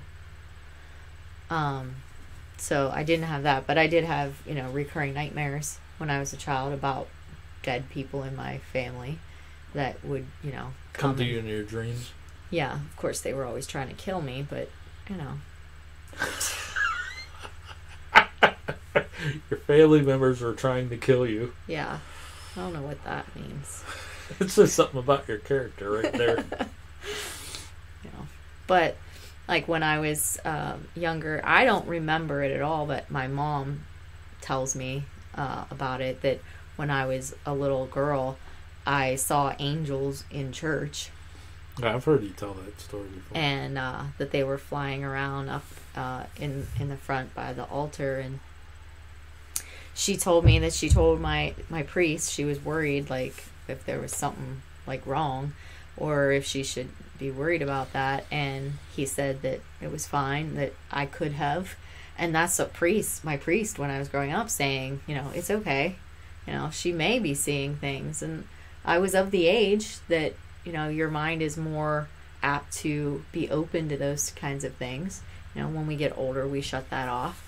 I keep trying to get back to that point now where I can see that kind of stuff again. But apparently as a small child I did.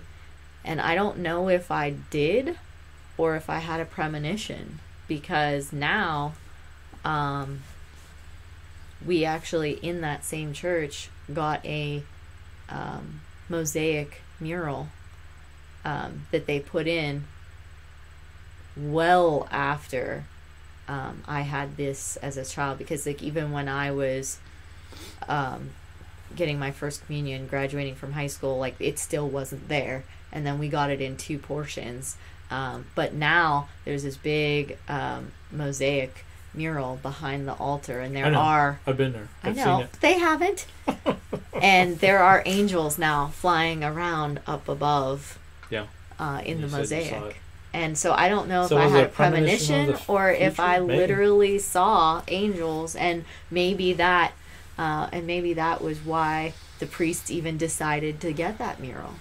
Ooh, I don't know. That's interesting. Like I really don't know. But anyway, I if you notice when you were saying something and it was kind of getting pretty drawn, I started laughing. I don't know if you noticed it. They probably did. But over here, Abra said that they comment at stoplights, so they're not like commenting as they're driving.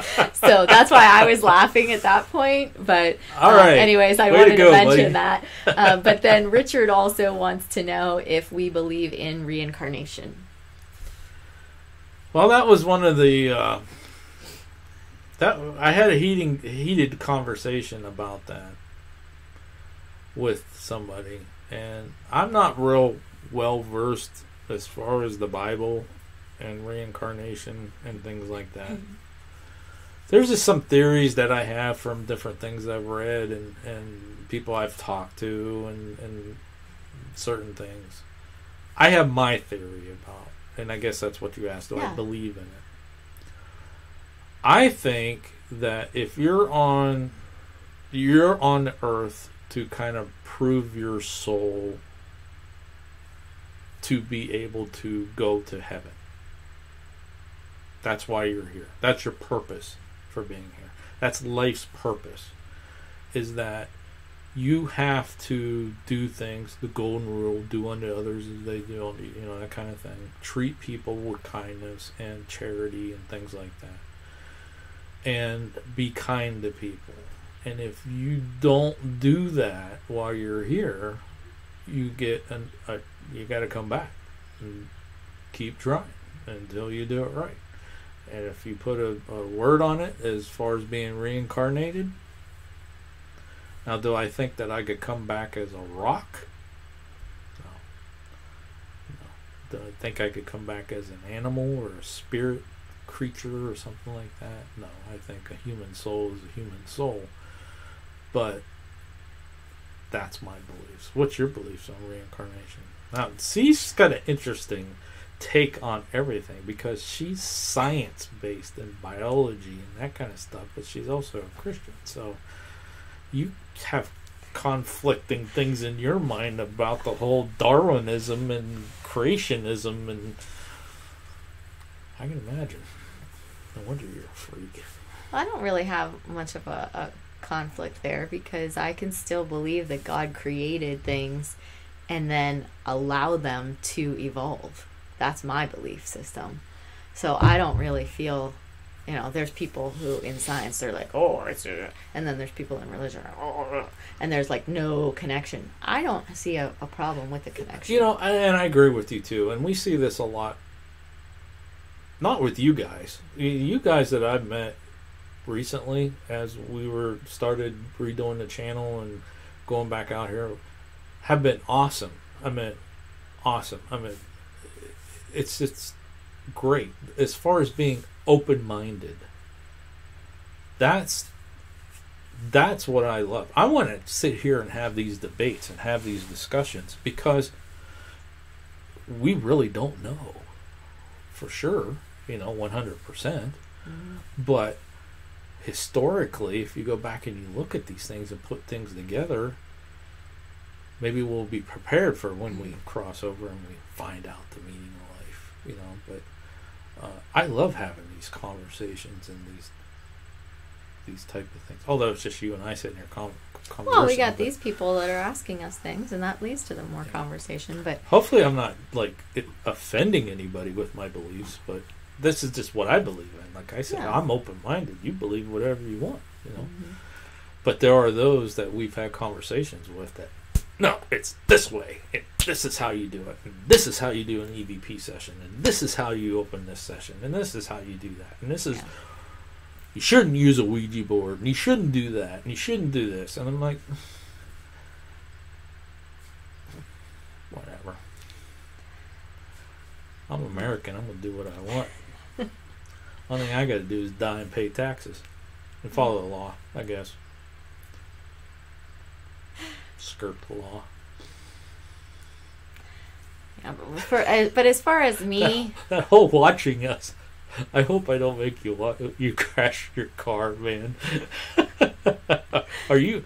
Oh man, he retracted his message. Yeah, oh, but it was just that he believed in reincarnation, but he's now retracted that.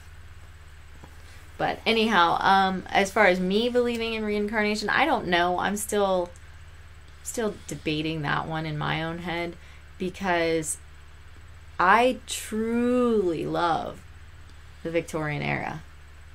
And I feel totally at ease when I dress up in Victorian era clothing and act Victorian era events at things. I fit in so well there. Like you think you and came from if reincarnation happens, I think I was in a Victorian age. At the same time,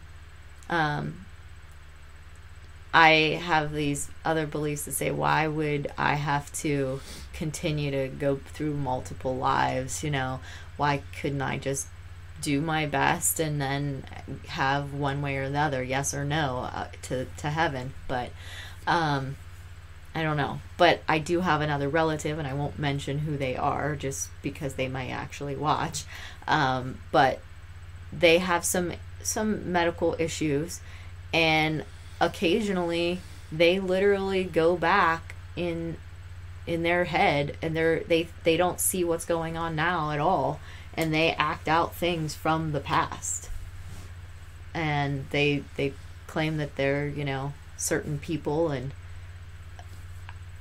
I have no explanation for that. I mean, medically there are, you know, some issues that kind of can go along with that. You know, your body has certain things that you need for homeostasis, and if they get out of whack, you know, there's that science part in me again coming out. But I don't know. All right, buddy. See you later, Abacus. I've just been calling them Abra. I think it's Abacus. Ouija boards rock. Okay. Hey, that was Richard. Richard, I would like to do a collab with somebody about Ouija boards. We don't use them. We've never used one. And we're kind of like on the fence with Ouija boards and dowsing rods, because there's so much human physical touch to that. Yeah, and then I've had people debate the other way, that the spirits use you to go through and that kind of stuff like that. But we have some stories about Ouija boards that I'd like to do a collab with somebody, specifically about the Lizzie Borden house, actually. And you know, if you're into that, direct message me if you're on Twitter or Facebook or whichever I know you from. But that would be cool. So, all right. Well, we are an hour and 43 minutes. You want to just take it to 2 hours? Make it even 2 hours? Whatever you want. Got some great questions. Yeah, tonight. Great stuff. It's been really great tonight. It's been awesome. Mm-hmm. I'm loving Boris. You like Boris sitting there watching you? Yeah. We can, well, that light's blue. Where's my little remote? Oh, I don't know. Oh, it's behind you. This is kind of cool. Watch this. He's so excited about this. Did they all go red? Yeah. We can go red. We can go green. Or we can even do this. Family Shine Paranormal says, got 180 guests coming to the restaurant, but I made it late. All right. That's Hi, Andrew Family Roy. Shine. Andrew Roy, Family Shine Paranormal. Welcome, welcome, welcome. 180 guests. You served 180 meals. I've been asking my wife since noon to make food. For the show, I had some potato salad. I'm starving. Okay. Oh, Richard says go with the red. Go with the red? Richard likes the red. Oh, you're on multi now. You're switching in. Richard likes the red. I think what we're going to do is we're going to like change them up. Like every time we do a different show, maybe like be a different color. I don't know. We might move this around too. We're debating because you don't really see haunted stuff behind us. Family Shine says red also. Family Shine likes the red. You like the red? We do have a blue light right there that's on us. Mm-hmm. What about our faces? What do you think? You know, you see a lot of those videos and they say it's supposed to be bright lighting. We tried that and we were blinded. We couldn't see. Yeah, I can't handle it. I'm sorry.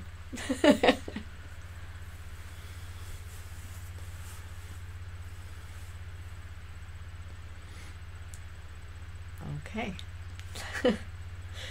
So they just like the red one.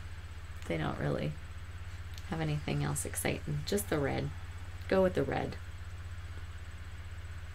I think the red's creepy. You had 180 people show up at once? That would suck. That would suck. Can you imagine trying to get 180 meals? No. Remember when we tried to do, what was it, 90 some kids on hot chocolate and hot dogs? That was horrible.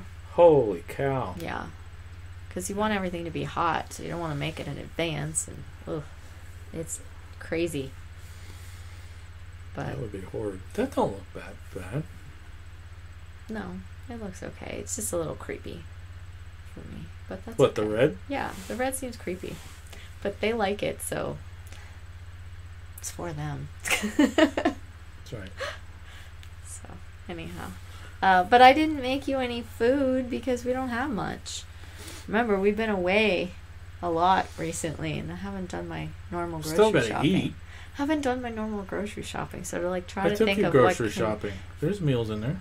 But things that you can eat that, you know, I don't know. It just takes me too long. Oh, sweetie. Yeah, we're going to have to do something about this. You're not good at this game. That laptop's going off of this desk.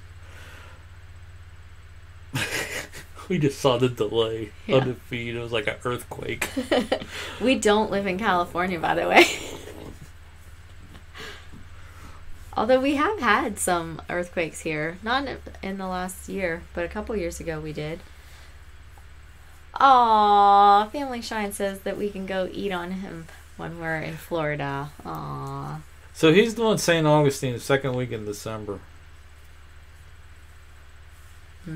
Which means we have to fly to Jacksonville. How far is Jacksonville? I think it's 45 minutes to St. Augustine. That would be awesome to go down there and meet him. But second week in December. Yeah, we're still in school then. Yeah. And then it'll be Christmas, and I promised my mother and that I would always be here for Christmas. We just got back from San Diego. I was telling him last night. Oh man, that would, I don't know. We have the money to do it. It would be awesome, wouldn't it? Be in St. Augustine, Florida, in December. That would be awesome. Yeah. We'll get together sometime, buddy.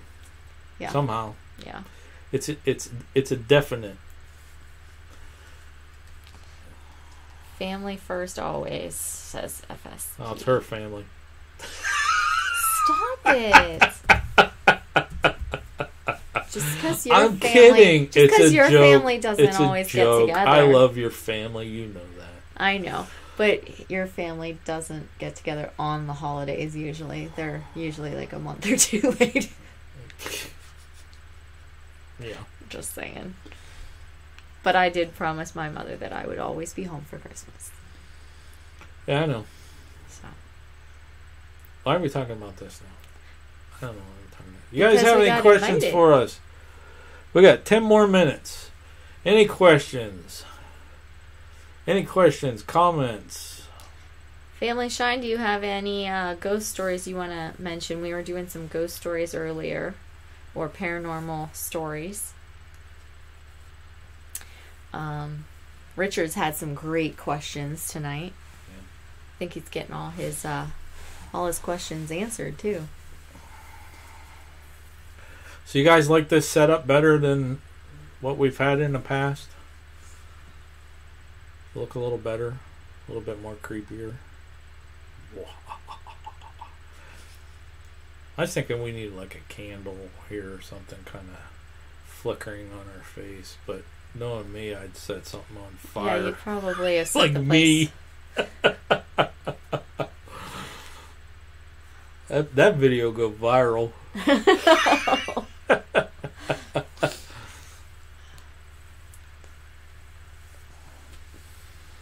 I think everybody's getting pretty quiet. I think Everyone's people are starting to quiet. get talked out. All right, so I'm going to throw it up here one more time, guys. We just lost the light. The battery went died. out. For those of you who have joined us, we're not doing all parapeeps. Just the ones who have joined us that send us an email. You can win one of our coloring books. Mm-hmm. So if you are a parapeeps, you just have to send us an email. And next week's show, we will draw a winner. But we got to get your email. That's your entry. Right, and make sure that you put show 004 in the subject line. Yes. Yes. And now that we have the rules posted out there, we can only do it if you shoot us an email. And next week, we're going to be doing the Hotel Conneaut stuff. We'll be putting all those videos out all next week, so you guys can join in on that investigation. If you listen on your headphones and watch the videos and stuff, if you see anything or hear anything, comment in the videos at what time you see it, and then we can go back and pull it out. And when we do those final videos, and I can add all that stuff to the database, and that's going to be next week. And then next Saturday, when we go live, we're going to start H.H. Holmes and Jack the Ripper week and go over all of our stuff that we did in Chicago and wrap up that week. We may be doing 2 locations that week. I don't know, because we visited 2 locations in Chicago. So, what do you say? Bill wants to know what kind of gel you use in your hair. In my hair? He doesn't use gel, secret. Bill. It's a secret. Can't we tell him? You could tell him. I don't know. I use the cheap $1.98 hairspray. It comes in the bottle. It's pink. It's a pink bottle. It's a pink bottle. I know what it looks pink. like. I don't even know what the name of it is. So I get out of the shower, I slick it down with that hairspray and comb it back, and I'm good to go. It's nice and spiky because it... Oh, our video playback was interrupted. Uh-oh. Refresh. I'm still Richard live. wants to know if we're going to go live every week. Yeah, our goal is to go live every Saturday. Yeah, I'm on. 5 o'clock seemed to be a good time because we got you guys. We did 7 o'clock before and got 2 people.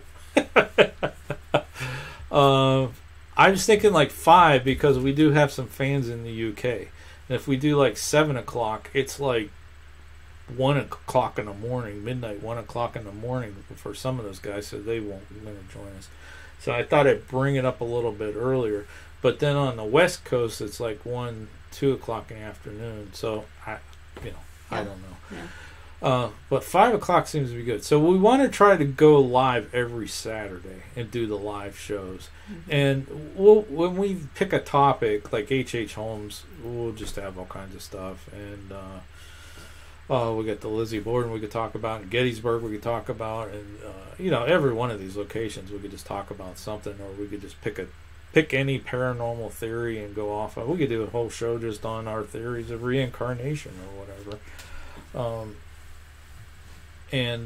But every time we go live, we're going to give something away. Now, here's what you guys can help us with. If you like these T-shirts, man, or T-shirt, once we break 700, we're going to start giving away T-shirts. But we have to break 700 subscribers. And I am having a hard time doing that. I'll get up to 680, then I'll lose some. Then I'll get back up to 685, and then I lose some. It's like I can't break over this threshold. So tell other people about us, man. If you like what we're doing, what we're putting out on the channel, help support us. Share the channel, get it out there, and tell people to come join in on these chats. And hey, I'm very generous. I'll start giving all kinds of stuff away. I want to start giving away mystery boxes too. We'll just mystery throw boxes. stuff in it. You win a mystery box. You won't even know what it would be. That'd be kind of fun. Okay. Well, Richard wants to hear about Lizzie, so. Lizzie's coming. Lizzie needs some time.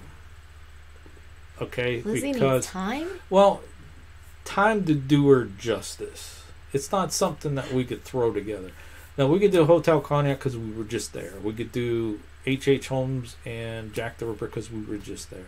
Lizzie, we were there when did we go to Lizzie Borden House? 3 years ago. 3 years ago. So we have to go back over the evidence. Well, I got some EVPs out there, but we got some stories, and we spent some time with the caretaker of the house, and he told us some stuff, and you got all kinds of stuff. So Lizzie's coming, but I want to spend some time putting that together. That's what I meant. That'd be good, like when we're off work type thing. So,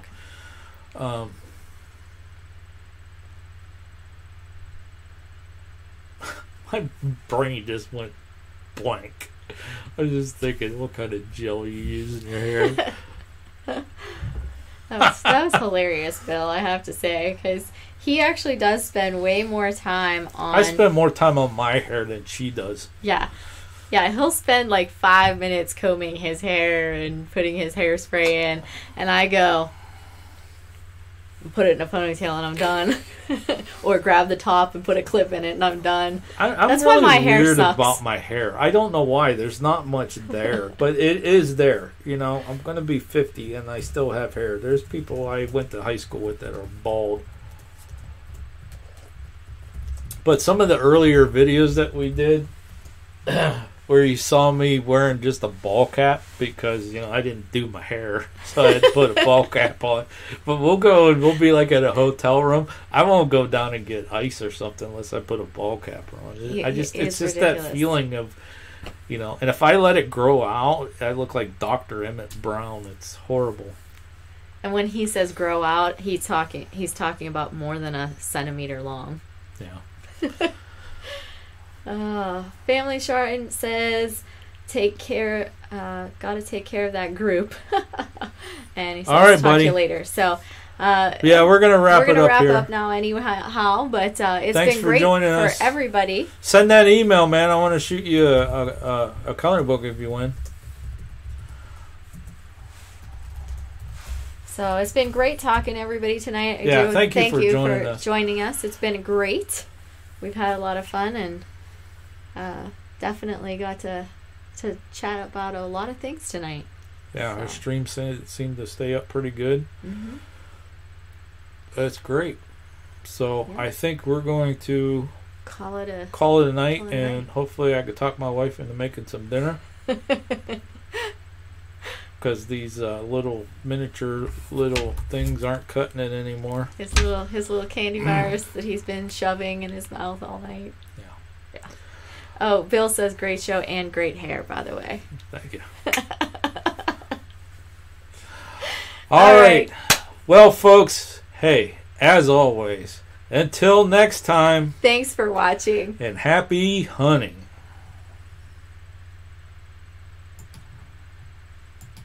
If you'd like to see more videos from PANICdVideos in the future, make sure you hit that subscribe button and smash that bell for notifications. Also, help support the channel by sharing this video with your friends and family and anyone else who might be interested in the paranormal. Thanks for watching, and happy hunting.